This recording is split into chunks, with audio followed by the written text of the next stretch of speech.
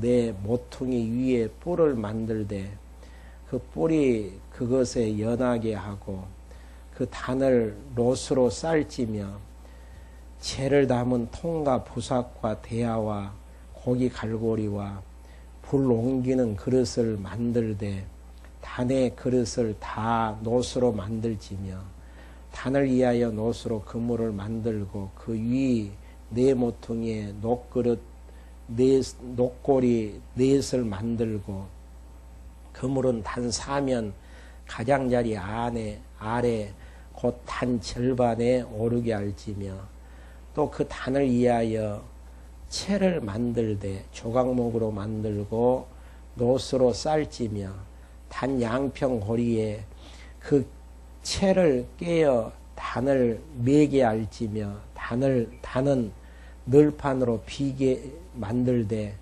산에서 내게 보인 대로 그들이 만들지니라. 8절까지 봉독해 드렸습니다. 첫 시간에 말씀해 드렸던 내용은 신해산 언약 가운데에서 하나님을 기억할 수 있는 제사법인 규례를 이제 시행을 해 나가야 되는데요.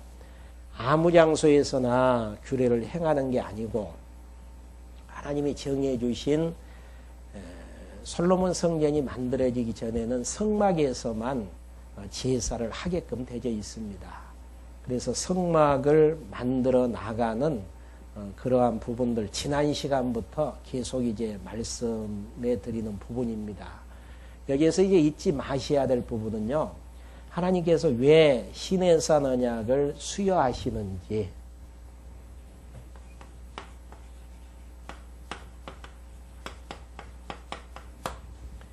시내산 언약을 하나님께서 수여하시는 것은 지금 이스라엘 백성들이 출애굽했잖아요. 그리고 광야 시내산에서 지금 시내산 언약을 주시는데 십계명 그 다음에 여러 그 십계명을 풀어놓은 율례, 계명과 율례를 지키지 못했을 때에 하나님 앞에 제사에 나가는 규례, 제사법이죠. 여기에서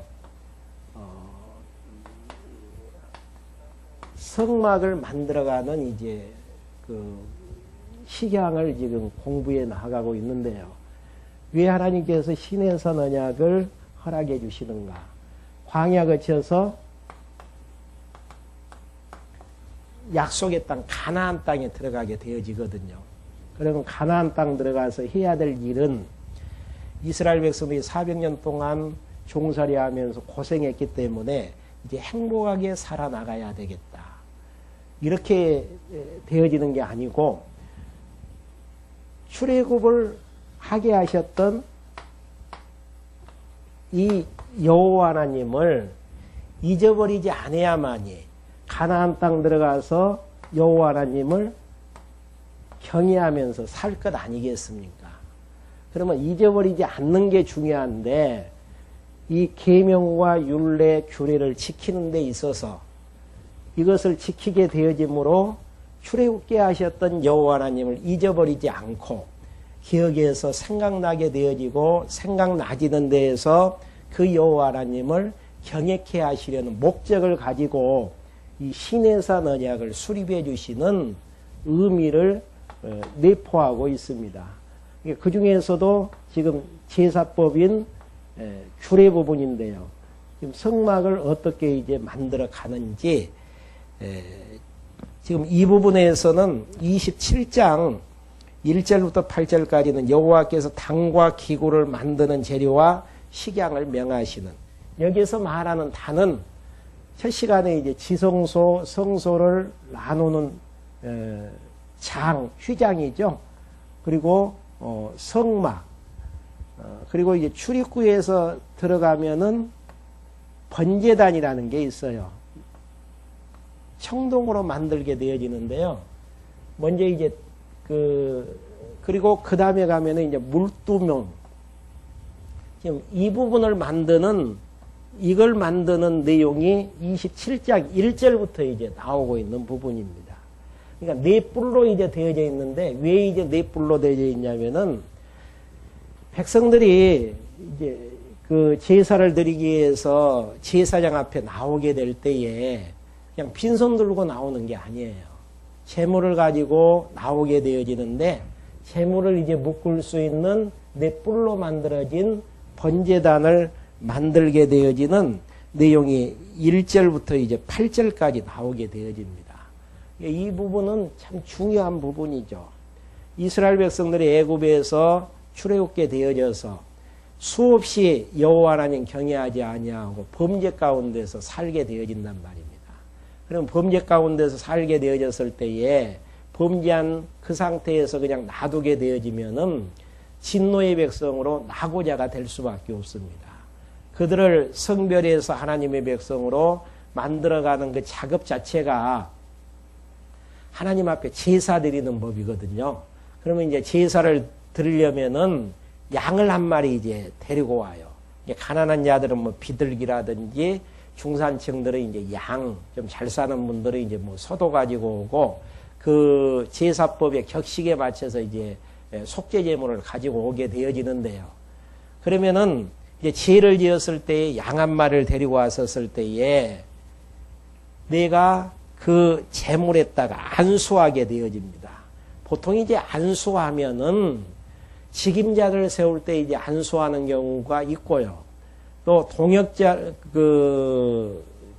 병 고칠 때 이제 뭐 안수한다라는 부분들이 있는데 여기에서 제물을 가지고 와서 제물에게 안수하는 것은 내가 지은 죄를 이 어린 양에게 뒤집어 씌운다라는 의미가 있죠. 그러면 내 죄가 그 어린 양에게 전가가 되어지죠. 그러면 이제 나는 죄가 없게 되어지고 그 어린 양의 죄를 뒤집어 씌우게 되어지는 것인데 대신 내 대신 그 어린 양을 죽게 만들죠. 죽게 만들 때에 내 뿔에 내 발을 묶어가지고 제사장이 이제 죽이게 되어지고 그 피는 성소에 들어와서 이제 뿌리게도 만들고 또 태워야 될 제물들은 태우게 되어지는 그게 이제 화제거든요. 내기서에 보면은 나와지는 그러니까 고기 타는 제물 타는 냄새가 이제 그 지역을 진동하게 되어지죠. 그 타는 냄새를 하나님께서 흠양하시고 대신 그 백성들에게 이제 용서함을 주게 되어지는 그래서 이런 이제 제단뿔이라는 게 중요한데요. 예수님도 누가복음에서 그 제자들에게 말씀하실 때에 내가 받아야 될 불세례가 있다.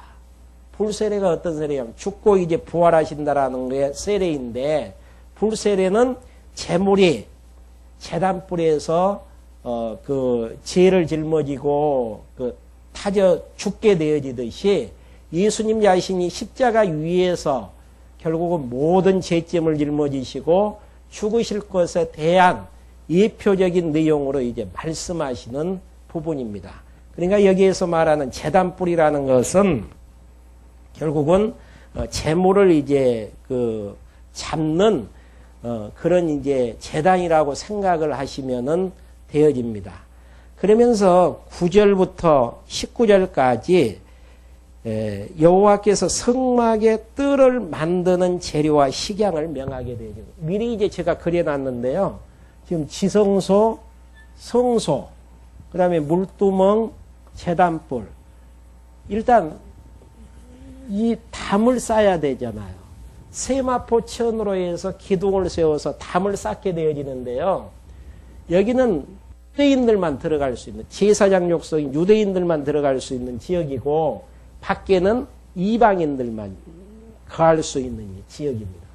그러니까 이방인들이 이 지역에 들어갈 수 없도록 이제 뜰을 만들어서 그 담을 만들어서 이 뜰을 만들어가는 그 작업이 9절부터 나와 있습니다. 한번 읽어가면서 하나하나 정리 한번 해보죠. 너는 성막에 뜰을 만들지니 남을 향하여 뜰 남편의 광이 1규빗의 세마포장을 쳐서 그 한편을 당하게 할지니 그 기둥이 수물이며 그 받침 수물은 노수로 하고 그 기둥의 갈고리와 가늠대는 은으로 할지며 그 북편에도 광이 100규빗의 포장을 치되 그 기둥이 수물이며 그 기둥의 받침 수물은 노수로 하고 그 기둥의 갈고리와 가늠대는 은으로 할지며 뜰의 옆 곧 서편에 광 50규빗의 포장을 치되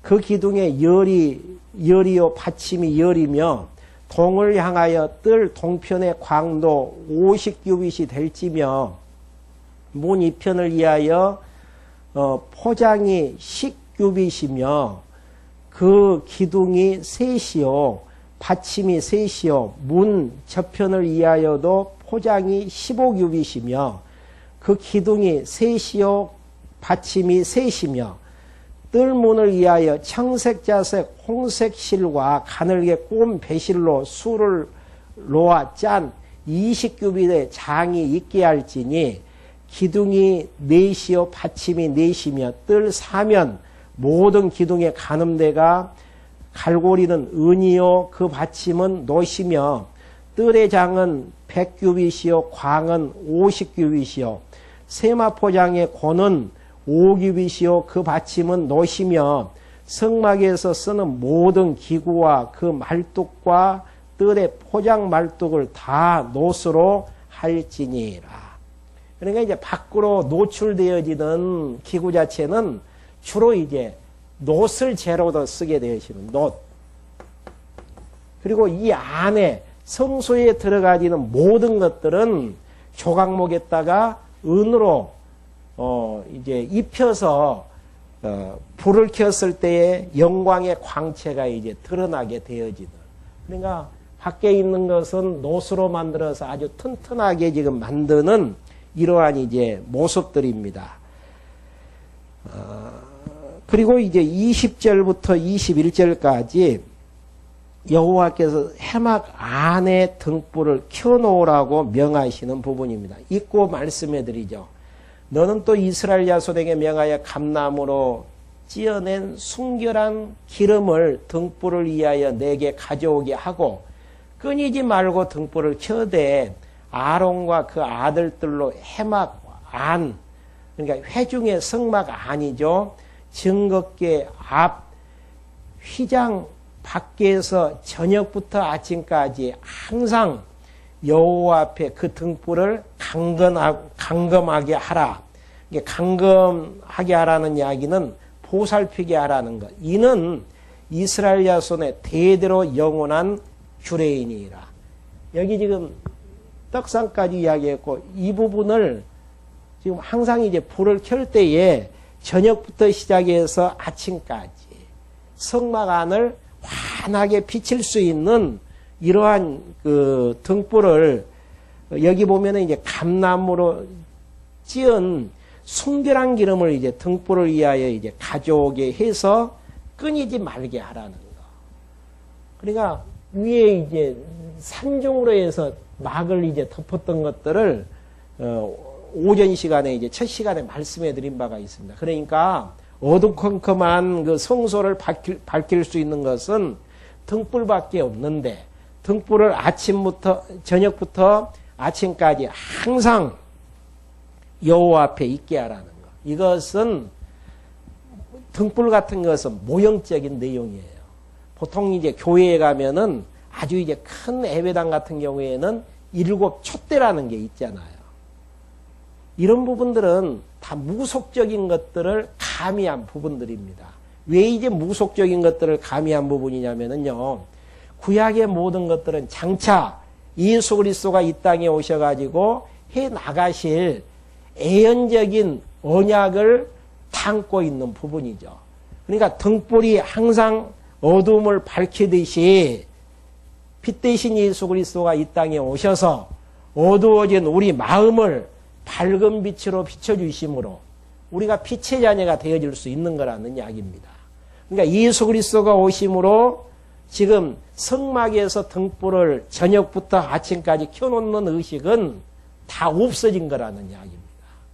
근데 많은 교회들이 강대상에다가 7촛대를 만들어 놓는 의식 자체는 지금 출애굽기의 의식을 따오는 부분들이 많게 되어지죠. 그러면은 출애굽기의 의식을 따왔다면은 예수 그리스도가 빛으로 오셔가지고 그런 모든 것들을 다 이루셨는데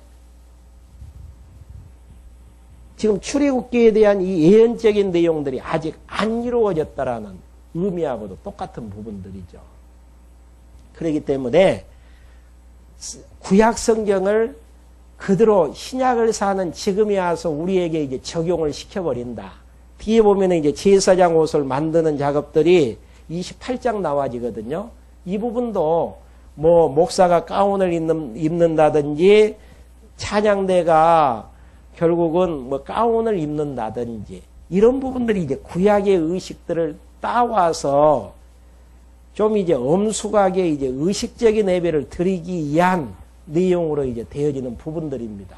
근데 이러한 부분들은 우리가 이제 현실에 있어서 적용되어져야 될 의식적인 부분이 아니고 등불을 저녁부터 아침까지 켜서 어둡게 되어지는 성소를 밝히듯이 성전되어진 우리를 어두워진 우리를 빛 대신 예수 그리스도가 오셔서 밝게 해주셨을 때에 빛의 자녀로 살아나갈 것에 대한 모형적이고 예표적인 내용으로 이해를 하시면 되어집니다. 이렇게 해서 지금 성막에 대한 줄의 부분들을 다 말씀을 드렸습니다. 여기에서 이제 중요한 부분은 첫 시간 끝날 때에도 여러분들에게 말씀해 드렸지만은 떡상하고 등대하고 바뀌어져서는 안 돼요. 그리고 분향단이 뒤쪽으로 와서도 안 되고 또 지성소에 있어야 될 법궤가 성소에 있어서도 안 되고 번제불이 물두멍하고 바꾸어져서도 안 되고요. 하나님께서 정하신 위치에 정확하니 놓아두어야 된다는 것입니다. 신약을 사는 우리의 모습도 마찬가지죠. 머리 대신 예수 그리스도를 중심으로 해서 우리가 성전으로 이루어져 가는데 하나님께서 우리에게 맡겨주신 은사와 이치가 다 있다라는 이야기예요. 민수기서에 보면은 백성들이 천막을 칠 때에 있어야 될 위치가 있거든요. 동쪽에 있어야 될 지파는 동쪽에 있어야 되고 남쪽에 있어야 될 지파는 남쪽에 있어야 된단 말입니다. 이 위치 선정을 누가 해주시는가? 하나님이 다 해주셔요. 그러니까 우리는 손의 위치라면은 손이 해야 될 일들만 열심히 하면 되어지는 것이고요. 발의 위치라면은 발이 해야 될 것만 열심히 하면 되어진단 말입니다. 근데 우리는 하나님이 우리에게 맡겨주시는 일들을 하기보다는 큰 일들, 또 내가 하고 싶은 또 영광스러운 그런 일들에 이제 관심을 가질 때가 많습니다. 근데 성막에 하나님께서 성막을 세워나가는 이 내용을 통해서도 확인했듯이 떡상하고 등대하고 바뀌어져서는 안 된단 말입니다. 북쪽에 있어야 될 떡상이 남쪽으로 가서 안 된다라는 이야기예요. 하나님께서 정해주신 그 위치에 있어야만이 제사장들이 제사를 드릴 때 그 제사를 하나님께서 연락하게 되어지고 또 1년에 한 번 7월 10일 대속죄일 때에 대제사장이 시송소에 들어가 가지고 제사를 드리거든요. 근데 여기에서 하나님 앞에 이제 정해준 대로 제사를 드리지 아니하면 대제사장을 죽여버리게 되어지죠. 그러면 다시 또 속죄 제사 드리고 제사를 드려야 되는데 하나님이 정하신 뜻대로 제사를 드려야 된다라는 거. 근데 신약을 사는 우리는 이런 여러 가지 복잡한 의식을 행하지 아니하고 2000년 전에 예수 그리스도가 이 땅에 오셔서 십자가에 죽으셨는데 하나님의 뜻대로 영원한 제사를 드리게 되어지는 데에서 우리는 그 안에서 하나님을 섬긴 바 되어지는 이러한 이제 원리로 되어지는 것입니다. 그 다음에 이제 28장으로 넘어가서요. 28장 내용부터는 이제 하나님이 정해 주신 성막에서 누가 제사를 드려야 되는가? 제사장이 제사를 드려야 돼요. 아무나 제사를 드려서는 안 된단 말입니다. 근데 이제 그 솔로몬 이후 북이스라엘이 나누어지게 되어졌을 때 북이스라엘은 보통 사람으로 제사장을 삼았던 것들을 하나님께서 악하게 여기신 바가 있거든요. 그리고 정해진 절기에 또 제사를 드려요. 그것은 이제 제사법에서 나오겠지만은 여기에서 제사장을 하나님께서 이제 아론 지파인 레위 지파에서 제사장을 세우게 되어지는데 지금 제사장이 성소에 들어가서 날마다 제사를 드린단 말입니다. 그러면 평상시 입는 옷까지 입고 들어가서는 안 돼요. 하나님이 또 지어주신 거룩한 옷을 입고 들어가야 되는데 거룩한 옷을 만들 수 있는 식양들을 아주 자세하니 지금 설명해 주고 있는 부분들입니다. 여러분들 가끔 이제 TV에 보시면은 천주교에서 미사 드리는 것을 볼 수 있습니다. 그거 보면은 신부가 꽃갈모자 쓰고 뭐 여러 가지 뭐 제사장복을 입고 또 뭐 향 같은 것을 뿌리면서 미사를 진행되게 되어지는데요. 이러한 부분들이 구약의 의식을 바로 이제 가지고 오는 데에서 신약은 그렇게 하는 게 아니죠. 이러한 부분들은 장차 예수 그리스도가 우리에게 입혀질 의의 옷을 지금 예표하는 내용이란 말입니다. 우리가 어떻게 하나님 앞에 대제사장으로서 제사장으로서 당당히 여호와 하나님을 섬기면서 나갈 수 있는가? 그 이유는 예수 그리스도가 우리에게 의의 옷을 입혀주시는 데에서 거룩한 백성 되어졌고 거룩한 백성 되어졌기 때문에 주님 앞에 당당히 나갈 수 있는 것이라는 이야기죠. 그러니까 가운을 입는다든지 어떠한 거룩한 옷을 지어가지고 해나가는 의식들 예수 그리스도에게 적용시키지 못하고 구약의 의식을 바로 받아오는 데에서 이제 그렇게 되어지는 부분이죠. 엄밀히 이야기하면은 성가대 또 뭐 성구 다 성자 붙인 것은 좀 의식적인 내용들을 가미한 부분이에요. 그냥 찬양대 하면 좋잖아요. 하나님 앞에 찬양 돌리는 찬양대. 그냥 성구라 가지 말고 그냥 강대상 이런 부분들이 더 자연스러운 부분들인데 구약의 이제 그 성구라든지 또 제사장이 입는 성의 거룩한 이제 옷이라는 의미에서 하는 것인데 이러한 부분들은 다시 한번 우리가 구약과 신약을 정리해 가면서 생각을 해봐야 될 내용들입니다. 그러면 어떠한 재료를 가지고 1절부터 5절까지 제사장의 거룩한 옷을 만들게 되어지는 것인지 한번 확인 한번 해보죠. 28장 1절입니다. 너는 이스라엘 자손 중에 내 영 아론과 그 아들들 곧 나답과 아비후와 엘르아살과 이다말과 그와 함께 내게로 나오게 하여 나를 섬기는 제사장 직분을 행하게 하되. 그러니까 모든 백성들이 하나님 앞에 다 나가서 제사를 드리는 게 아니고 구약시대 때는 백성의 대표격인 아론 족속 중에서 제사장을 뽑아서 제사장 직무를 맡기게 되어지는. 이게 제사장 한 사람이 하나님 앞에 제사를 드리게 되어지므로 모든 백성들이 하나님을 섬기는 것처럼 되어지는 모습들입니다. 그래서 2절 내 영 아론을 위하여 거룩한 옷을 지어 영화롭고 아름답게 할지니. 아론은 우리와 똑같은 성정을 가진 사람이거든요. 근데 하나님께서 만드신 거룩한 제사장 옷을 지어 입게 되어지면은 영화롭고 아름답게 되어진다라는 사실. 참 이게 구약에서 특이한 부분이죠.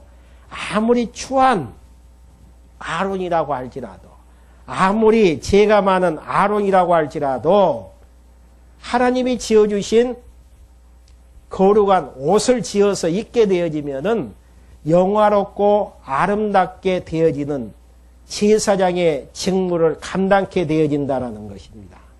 그러면서 3절, 너는 무릇 마음에 지혜 있는 자, 곧 내가 지혜로운 영으로 채운 자들에게 말하여 아론의 옷을 지어 그를 거룩하게 하여 내게 제사장 직분을 행하게 하라. 그러니까 여기에서는 어느 누구나 제사장 옷을 만드는 게 아니에요. 지혜스러운 영으로 채운 자들에게 아론의 옷을 지어서 어떻게 하라는 이야기인가? 거룩하게 하여 내게 제사장 직분을 행하게 하라는 거. 아무리 흠집 많은 아론이라고 할지라도 제사장 옷만 입으면은 거룩한 제사장이 되어진다라는 사실.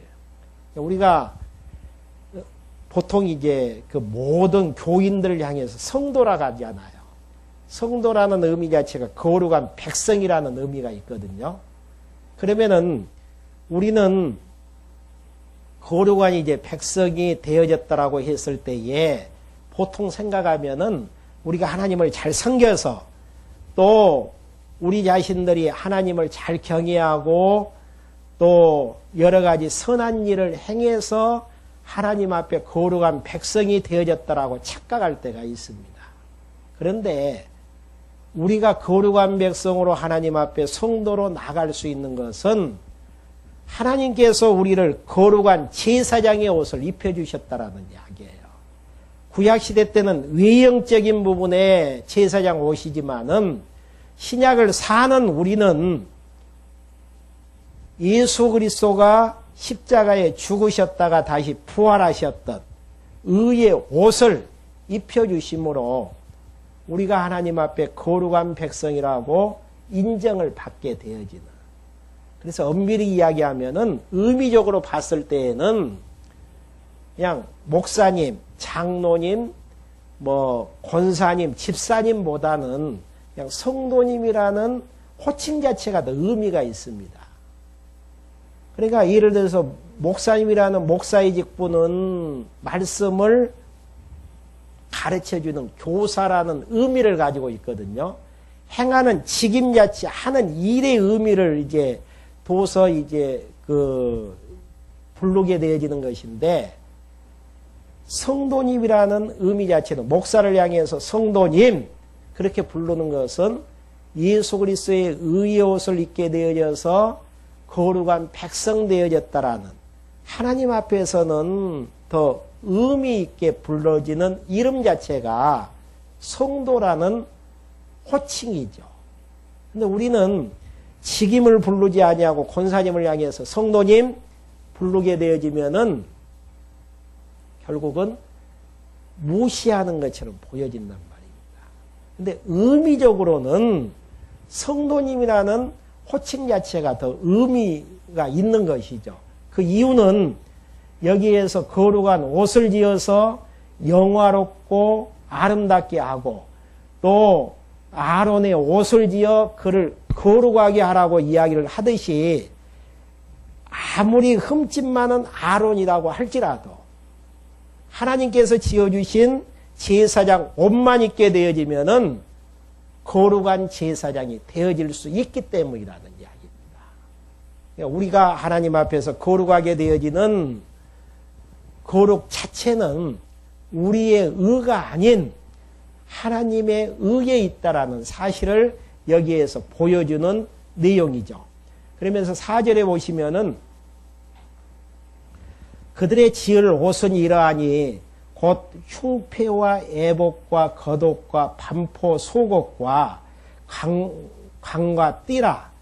그들이 내형 아론과 그 아들들을 위하여 거룩한 옷을 지어 아론으로 내게 제사장 직분을 행하게 할지며. 여기에서도 거룩한 옷으로 표기가 되어지죠. 그것들에 쓸 것은 금실과 청색, 자색, 홍색 실과 가늘게 꼰 배실이니라. 그러니까 성소 안에 덮는 양장을 만들 때에도 똑같은 이런 그 실을 썼죠. 금실, 청색, 자색, 홍색, 가늘게 꼰실. 근데 제사장의 옷을 만들 때에도 청색, 자색, 홍색, 가늘게 꼰실을 지금 붙여서 만들라라고 말씀하시는 부분입니다. 그러면서 6절부터 14절까지는 모세에게 각종 배실로 짜서 에봇을 짓는 식양을 명하게 만드시는 내용입니다. 에봇은 뭐냐면은요, 그냥 우리가 입는 두루마기라고 생각하시면 되어져요. 두루마기를 그 에봇이라고 하는데, 어떻게 에봇을 만드는가. 그러니까 두루마기 같은 겉옷이 에봇이라고 생각하시면 되어집니다. 그들이 금실과 청색, 자색, 홍색 실과 가늘게 꼰 배실로 공교히 짜서 에봇을 짓되 그것을 견대 둘을 달아 그 두 끝을 연하게 하고, 그러니까 겉에 입는 그 두루마기 같은 그 어깨 위에 견대두를 달게 되어지는데요. 지금 7절의 내용이 그 내용이죠. 그러면서 8절, 에봇 위에 매는 띠는 에봇 짜는 법으로 금실과 청색, 자색, 홍색 실과 가늘게 꼰 배실로 에봇에 공교히 붙여 짤지며 호마노 2개를 취하여 그 위에 이스라엘 아들들의 이름을 새기되. 그러니까 어깨 위에 보면은 견대를 2개를 붙여요. 근데 6명씩 이름을 새겨가지고 어깨 위에다가 호마노 위에다가 딱 그 이름을 2개를 새겨가지고 결국은 하나님 앞에 나가는데, 그 새기는 방법이 10절에 나와 있죠. 그들의 연치대로 6 이름을 한 보석에, 나머지 6 이름은 다른 보석에 새기는 자가 이내 새긴과 같이 너는 이스라엘 아들들의 이름을 그 2 보석에 새겨 금태에 물리고. 그러니까 희미하게 보석에 이름을 새겨서는 안 돼요. 한 보석에 6 이름을 새기는데 도장을 새기는 것처럼, 도장 지어지는 법은 없잖아요. 그것처럼 하나님께서 12지파의 이름을 도장을 새기듯이 아주 지워지지 않도록 이름을 새겨가지고 여호와 하나님 앞에 제사장이 그 보석에 이름 새겨진 두루마기 겉옷을 입고 하나님 앞에 나가게 되어지는, 이게 인같이 새기라는 이야기는 절대 지워지지 않도록 새기라는 이야기입니다. 한번 선택한 이스라엘 백성들, 하나님께서 그 생명책에서 이름 지워지지 않듯이 신약을 사는 우리도 창세전 그리스도 안에서 생명책에 기록해 놓은 하나님의 백성들 절대 이름 지우지 아니하고 생명 속에 똑똑하니 기록에 놓으실 것을 말씀하시는 부분입니다. 이게 칼빈의 5대 교리에서 성도의 견인이에요. 선택한 하나님의 백성들은 구원의 틀에서 절대 이탈되지 아니하고 결국은 구원의 길로 가게 되어진다라는 구원의 확실성에 대한 부분들이죠. 우리가 하나님 앞에 당당히 설 수 있는 것은 에베소서 내용에서 교회 기초를 명할 때에 그런 말씀을 하시잖아요. 언제 우리가 어떻게 교회의 기초가 세워졌는지, 결국은 창세 전 그리스도 안에서 우리를 선택해 주셨다라는 사실. 선택되어지는 그 명단대로 성부 예수 그리스도가 이 땅에 오셔서, 성자 예수 그리스도가 이 땅에 오셔서 십자가에 죽게 되어졌다라는 사실. 그게 이제 칼빈의 5대 교리에서 제한적 속죄잖아요. 많은 사람들은 많은 사람들을 위해서 예수 그리스도가 십자가에 죽으셨다라고 생각할 때가 있단 말입니다. 그런데 예수 그리스도가 십자가를 지시는 범위는 창세전 그리스도 안에서 선택해 주신 그 백성 이상도 이하도 아니죠. 이게 정확하니 선택한 하나님의 백성들을 위해서 십자가에 죽으셨고 성령 하나님께서 오셔서 우리를 인쳐 주시는데 말씀을 깨닫게 해서 믿어지게 하고 하나님의 백성으로 인침을 받게 하셨다라는 거. 그러니까 우리는 저 사람 믿었으면 좋겠다. 저 사람은 세상적으로 너무 악하니까 안 믿었으면 쓰겠다. 이렇게 이제 이야기를 하면서 우리 자신들이 판별하면서 살지만은 창세전 그리스도 안에서 선택한 하나님의 백성들은 생명책에다가 하나님의 자녀로 다 하나님께서 이름을 써 놓으셨기 때문에 절대 지어지지 아니하고 하나님의 백성으로 영원한 천국에 가게 되어지는. 어떻게 알 수 있나? 여기에 나온 것처럼 보석을 새기는 자가 인의 새김과 같이 그렇게 이름을 세워주셨기 때문에. 그리고 12절 그 두 보석을 에봇 두 견대에 붙여 이스라엘 아들들의 기념보석을 삼때 아론이 여호와 앞에서 그들의 이름을 그 두 어깨에 매여 기념이 되게 할지며. 그러니까 하나님 앞에 기념이 되게 한다라는 이야기예요. 왜 그러는가? 하나님이 그 이름을 보고 기억해서 생각나게 하신다라는 사실. 생명책에 기록되어지는 하나님의 백성들, 하나님께서 그 이름들을 보시면서 생각나게 해주시는 계시적인 표현으로 생각하시면 되어지죠. 그러면서 너는 금으로 태를 만들고 정금으로 노끈처럼 두 사슬을 닦고 그 따은 사슬을 그 태에 달지니라. 그러니까 절대 그 보석이 떨어져 나가지 않도록 결국은 태를 만들어서 부착을 하라는 그런 이제 말씀이죠.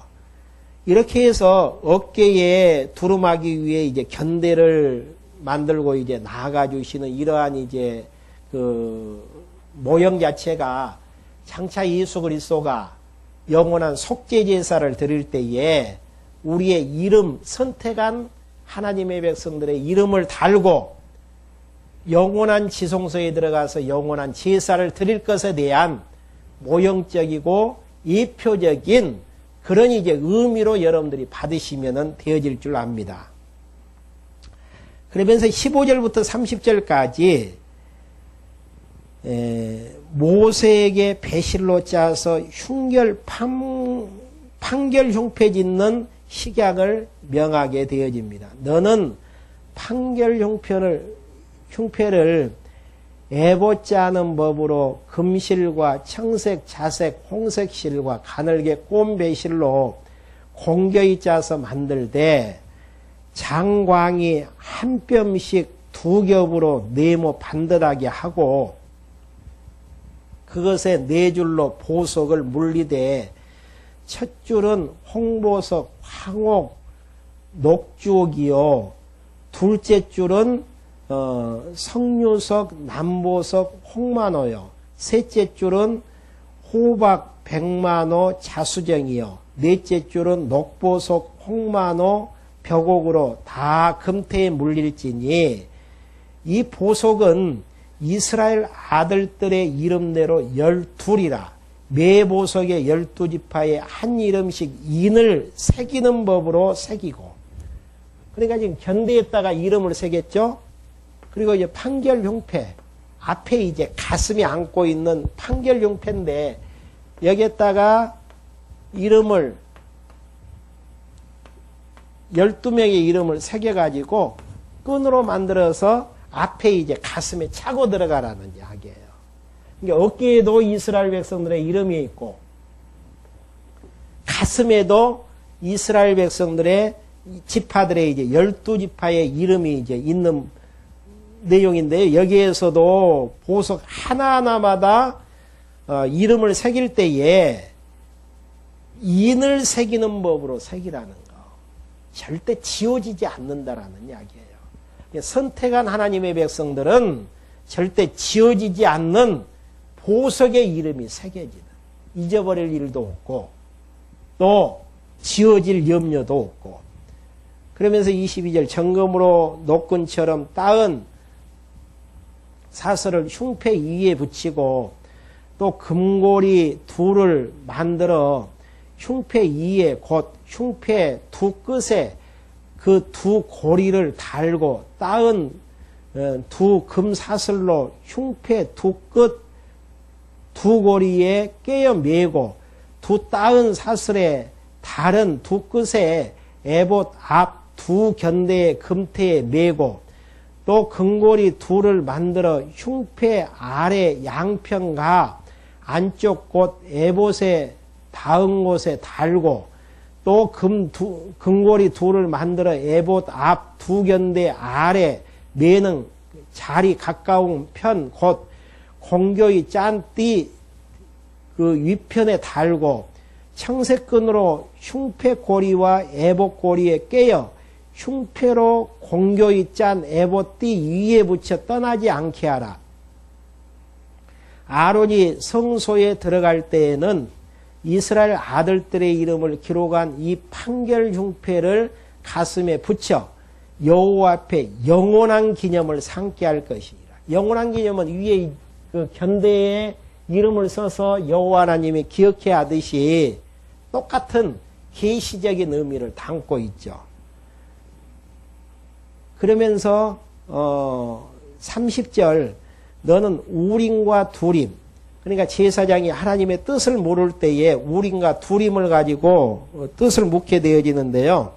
두림은 이제 빛이라는 의미를 가지고 있고, 아니 우림은 큰 빛이라는 의미가 있고, 두빔은 완전한 말로 진리라는 의미를 가지고 있어요. 그러니까 모든 것들을 심판할 때에 빛을 통해서 결국은 어둠을 심판하고, 모든 판결의 잣대가 진리, 하나님의 뜻에 의해서 모든 것들을 판결을 하게 되어지잖아요. 그렇기 때문에 결국은 그 우림은 큰 빛을 의미하고 두빔은 진리를 의미하는 이제 판결,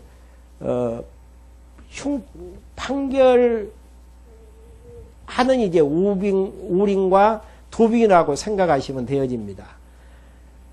그러면서 이제 그것을 그 판결 흉배에 넣고 그 가슴 위에 있게 하라. 아론이 여호와 앞에서 이스라엘 야손의 판결을 항상 그 가슴 위에 둘지니라. 그렇게 해서 판결을 하게 되어지고, 보석을 하나마다 도장을 찍듯이 이름을 이제 새겨서 여호와 하나님 앞에 나가게 되어진다. 이러한 이제 그 제사장 옷을 입는 하나님 섬기는 방법은요, 신약을 사는 우리들에게 굉장한 의미를 부여해 줍니다. 그 의미 부여는 어떤 의미 부여냐면은, 제사장 한 사람이 이스라엘 12지파의 대표로 들어가게 되어지잖아요.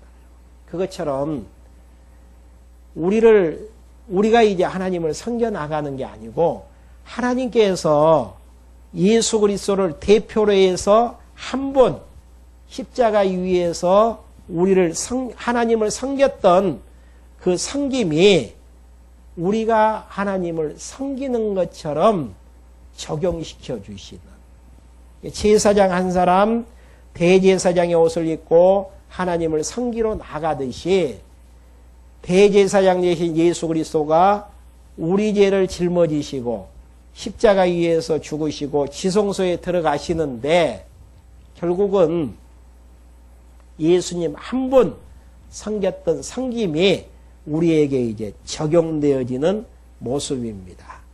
다음 시간에 31절부터 계속해서 에봇 받침에 이제 겉옷을 짓는 식양에 대해서 여러분들에게 이제 말씀해 드릴 수 있도록 하겠습니다. 기도하고 말씀 마치겠습니다.